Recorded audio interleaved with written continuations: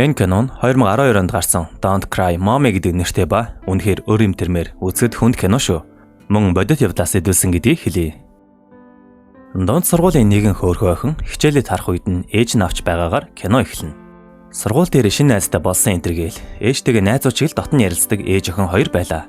Харин нөхрөөсөө салаад удаагүй боллоо шүү. Гол дүрийн охиныг Юна гэдэг ба маргааш шинэ найзтайгаа хамт харин гэдгээ хэлдэг. Охинч найздаа ээжигээ гоё хоол хийдэг, манай дээр шоколадтай талах идээр энтергээл явлаа. Ээж нь харин бассейн дээр нэг залуутай учир ургуулж эхлэх гэж л байх шиг байна. Ээж охин хоёр болж охиндоо шинэ левчийг авахар болцсон юм уу та? Миний охины хөх томорцсон байна гээл үеийн найзуучиг л харилцсан. Харин ээж нь хуучин нөхөр нь залгахад нүүр өглөө дахиж битгий залгаарай гэв. Юна охин найзтайгаа явж байгаад нэг хөвгөөнийг хараад их л шохоорох бололтой. Харин найз нь түүнийг зайгаа барихыг хүснэ. Бодвол өөрөөс нэг ах улирцсан юм байна л да. Юна шинээр шийжиж ирээд өөрийгөө морин хил үнэхээр сайн тоглодгийг хүмүүст харуулна. Нөгөө таалагдсан хөвгөөн нь ч түүний тоглохыг анзаарав бололтой. Дараа нь манай Юнатай уулзлаа. Ээж нь шинэ хөвгөнтэй уулзныг нь асуугаад л. Гэхдээ нөгөө нөхөр нь тийм сайн залуу биш юм шиг байна шүү. Тамхи татаад л хэдэн хулгайн гаруудтай нийлжлээ. Юна ч өнөөдөр найзыгаа гэртээ авчирч оройн ээжтэйгээ зарим нэг дотны яриа өрнүүлээл амжлаа. Харин маргааш нь манай охин эргэлзэж таалагдсан хөвгөн рүүгээ бичээд уулзаж бэлэг өгөхөөр шийдлээ. Ядчил iPhone 4 барьдаг байсан үе шүү. Тэгээд нөгөө хөвгөн 10 цагт дээвэр дээр уулзъя гэснийг нь найз нь хараад их л жигтэй санагдана. Харин энэ хооронд ээжийг нарьж байсан залуу үргэлжлүүлээд караоке орё гэж ятгах ба энэ үед Юна дээвэр дээр бэлгээ өгөхөөр уулзлаа. Нөгөө бандч нэх тоож байгаа ч юм алга. Нилээн хэнэггүйхэн харилцаатай. Гэтэл тэнд өөр хүмүүс байжээ. Ээж нөгөө охиндоо санаа зовох ёстой байтал нэг залуу эргүүлээд болдоггүй. Яалтчгүй хамт байж таарах нь тэр. Ер нь цаанаасаа таарахгүй буруу хүн гэж байдаг бол тэр л байх. Охинд нь аюул тулгарч байхад нэг нөхөртэй бооцоонд явж таарах гэж. Одоо гарах дүр зургууд бол их л аимшигтай. Охины амийг таглаад бусад хүүгүүд хүчрхийлж эхэллээ. Ээж нь гэртээ ирсэн ч охиныгоо эрт унтцсан юм байх таа л гэж бодов. Нөгөө хогийн хөвгүүд ээлжээр түүнийг хүчрхийлж байх үед ээж нь утсаа хартал надад тослаач гэх охиных нь мессеж. Шууд л цагдаад мэдэгдэл охин нь хэдийн эмнэлэг дээр очисон байлаа. Хүчрхийлүүл зодоосон Юна охиноо ээж нь харах ямар л аимшигтай мэдрэмж болдоо. Юна харин сэрээд ээжигээ харан ойлгаас өөр юу л хийж чадах билээ дээ.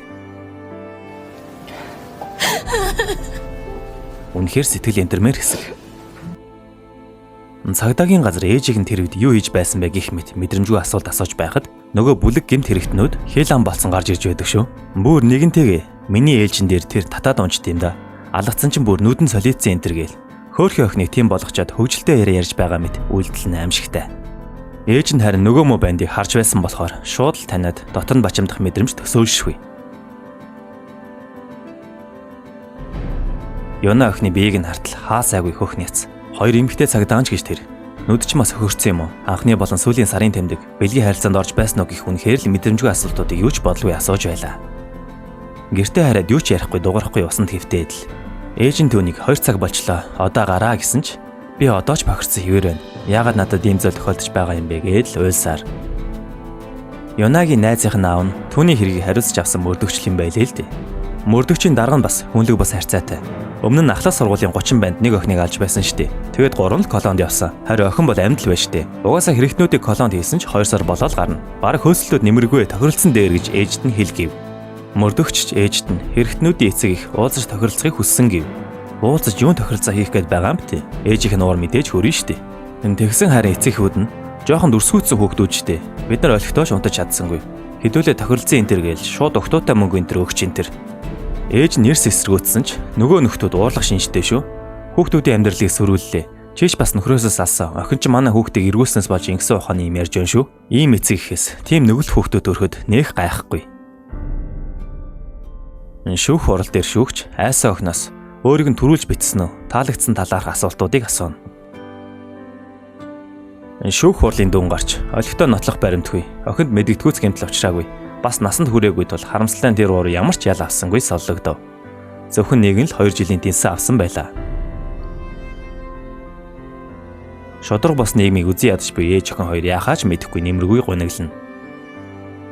Охин хөвцсээр л ээж нь түүнийг дэмжих гэж багсаг хичээнэ.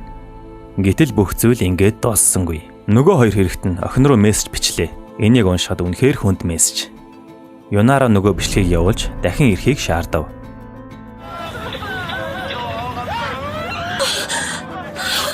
Тэгээд ээж нь охиноо хөгжмөө өрөөд гараад явахыг нь хараад л үлдэв. Юнаг нэг байран дээр дуудсан ба хөөхий охин яахаач мэдэхгүй айцтай тэдэн дээр ганцаараа яваад очих нь яасан ч өрөлдөлтөө юмтэй. Нөгөө аимшигт амьтад түүнийг чирж оруулаад дахиад л бичлэг хийн хүч ихээлэл үргэлжилсээр охины зовлон тийм амар дуусахгүй боллоо. Ээж нь охиндоо юу болоод байгааг дахиад л мэдсэнгүй. Аргагүй ирэхэд хуучин нөхөртөөгөө уулзна. Хөөхий охин цаасны утгаар амиа хорлох нь гэтэл зориг нь хүрэлгүй. Дими ойрлсоор үсээ тастав.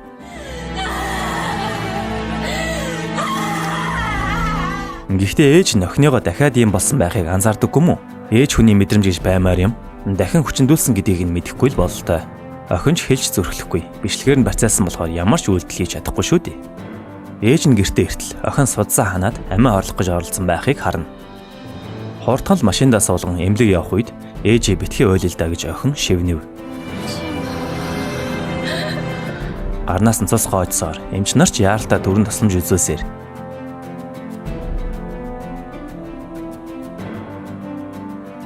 Ингээвч охиныг нас барсныг эмч түнд хэлснээр охины ээж ухаан алдлаа.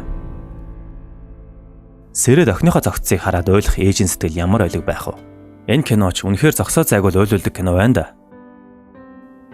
Оршуулах ёсож болж ээж нь үүнд ч итгэж өгөхгүй шоконд орсон байдалтай амьдрал үргэлжилсээр. Тэгээд уцаа харуул төрсөн өдрийн мэнд хүргэсэн байх ба охин нь хөөхий өвхөөсөө өмнө төрсөн өдрийн торт үлдээчихсэн байлаа. Don't cry mommy. Гашуудал дуусвуулгүй юу? Өвхөөс өмнө юу ч хийж чадаагүй ээж үүнийг хараад дахиад л бөөн ойлаа. Юнагийн өрөөнд сууж агаад охиныхоо уцыг үзнэ. Тэгтэл тэндээс нэгэн аимшиг зүйлийг олж мэдлээ. Хүчирхийлэгч нар охин руу дахиад ч зөндөө мессеж бичсэн ба хэд хэдэн аимшигтай бичлэгүүдийг ч ээж нь олж үзнэ. Тэгэхээр хөөхий охин олон давтамжтай дарамтлуулж өөрөө тэдэн дээр очиж хүчирхийлүүлсээр тэсгээ болоод л амиа орлсон тодорхой. 17 настай жоох охин байтугай баргийн хүнч яаж л энэ зовлонг таах билээ. Ээж нь улам л цорхирон ойлсаар охинд нь ийм зүйлс үргэлжилсээр байсныг мэдэхгүй байж байгаад хайрт охиноо алдсан болохоор өвхөөс наагуул юм болж байгааг төсөөлөхөөс ч өөр юмтэрмээр.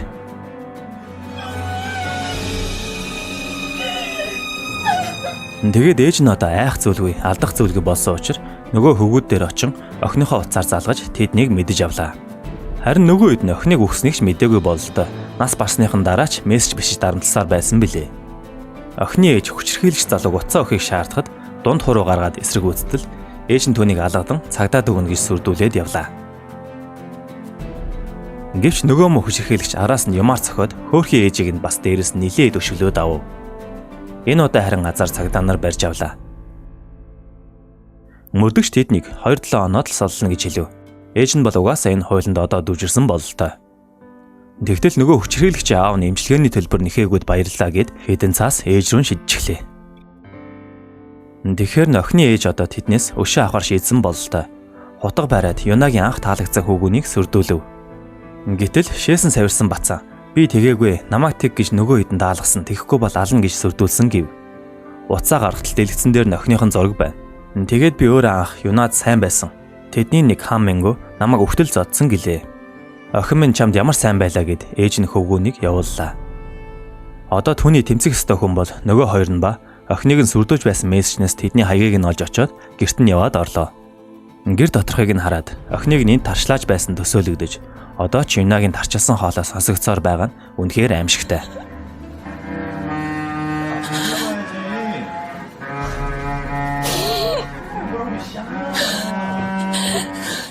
Гэвч нөгөө хүчирхийлэгч гэртээ ирэх үед ээж нь нуугдаж амжив. Тэгээд гинэт араас нь хутга дүрсэн боловч нөгөөх нь ноцолдож байгаад эр хүн юм чинь ээжийг дийлэх нь тодорхой. Дэмэл хутгаа барьсан чихтэй түүн рүү далайн. Тэгээд мэдээж нөгөө залуу ээжийг нь бас л зодож эхэлнэ. Яаж өөрийгөө хамгаалж чадахгүй байж ийм бэлтгэлгүй ордог байна гэж бодмоор. Ээж охин хоёр хоёулаа өгчихвийг санаа зовоостой. Тэгээд ээжийг нь ханаж шахаж байгаад би чамайг бас охин шиг чинь төгөөл дөө гэд боож эхлэв. Гэвч энэ үед шүүгнээс нь өөр хутга аваад залуугийн хоолойг хэрчлээ. Тэгэд нөгөө нөхрийн уцыг нь аваад гараад явлаа. Яаж иж байгаад л тэр бичлэгийг устгахгүй болохгүй шүү дээ. Охин нь нас барсан ч тэд бичлэгийг тараачих юм бол хайр тохинд нь үүр дарилахгүй хар толбуулдана. Тэгээд гэртээ ирээд хамаг юм аваад зовтох гэж байснаа охиныхоо өгсөн бялууг хараад бодсон бололтой. Дараагийн гэмт хэрэгтнээс өшөө авах хэрэгтэй гэж шийдэв. Угаасаа л буруу гарын нөхөр болохоор нэг байрны гараажинд машин угаж байх үед ээж нь яваад очлоо. Тэгээд хэн энийг төлөвлөсөн гэд ганц хоёр асууж байхад нөгөөх нь учиргүй л хараагаад ээжийг нь тоож байгаа ч юм алга. Тэгээд нөгөө залуу моциклээ асаагаад явах үед нь хажуунаас нь гэвч хараахан үхээгүй байсан ч нэмж дайраад охиныхоо өшөөг авч байна. Шууд зовлонгүй өгч байгаа нь тэдний хувьд бол аз. Ийм хэрэгтнүүдийг тарчиж хөөсэй гэж битүүхэндээ хүсдэг. Ээж нь гэрээсээ яваад нэг газар очисон бололтой. Охиныхоо сүүлийн бэлгийг авчираад хоосон өрөөнд суун. Цагдаа нар одоо бол хохирогч болсон хэрэгтнүүдийн хэргийг шалгаж нэгнийх нь гэрээс компьютер дээр нөгөө охины бичлэгийг олж харна. Харин эндээс юу олж харсан гэж Юногийн охины найз болох мөрдөгчийн охин бичлэг дээр харагдах нь тэр. Мөрдөгч сандран охин руугаа залгаад ууралтал түүний охиныг ч хүнд хилэл бас ална гэж сүрдүүлсэн байв. Гэтэл охины ээж мөрдөгч рүү залган би тэднийг алсан. Одоо надад амьдрах шалтгаан байхгүй гэхэд бүх зүйл ингээд дуусаагүй бололтой. Нөгөө охиных нь крашлаж байсан банд нь анханаас энэ зөвсийг төлөвлөсөн байж магадгүй гэв. Ээж нь дуусаагүй сүүлийн ажлаа хийх гэсэн үү яасан. Охиныхоо сургууль руу алхан орлоо. Энэ хооронд мөрдөгч түүнийг зогсоохоор яаран явна. Мөрдөгч дээвэр дээр гартал ээж нөгөө бандыг нэг хутгалчихсан. Гөлөг болгоод зогсож байна. Чи бичлэг хийсэн юм уу? Охин минь таалагдсан гэж худлаа ярьжээ гэдэл. Харин мөрдөгч ганц үлдсэн хэрэгтнийг битгий хаал гэж ээжээс нь гуйх ба хэрвээ чиний охиныг ингэсэн бол чи яах байсан бэ гэх болно. Нөгөө мө банд ч харин ягаад миний буруу гэж охин чинь өөрөө л амиа орсон гэж дургу хүргэдэг. Энэ нэг мө мөрдөгч зогсоох гэж байгаа юм бол очиод болиулна нэз. Боо толгой зогсож байдаг бас л бүтэхгүй. Охины ээж хутга далаах үед боондоо дугарснаар кино маань дууслаа. Ээж охин хоёроо уулзч чадхаар болсон ба тэд энэ ертөнцид маш их зовсон ч тэнд хамтдаа аз жаргалтай байна гэж найдаж байна. Киноны төгсгөлийн тайлбар бичиг дээр үүн шиг маш олон кейсүүдийг жил бүрийн он дараалалаар нь бичсэн байдаг.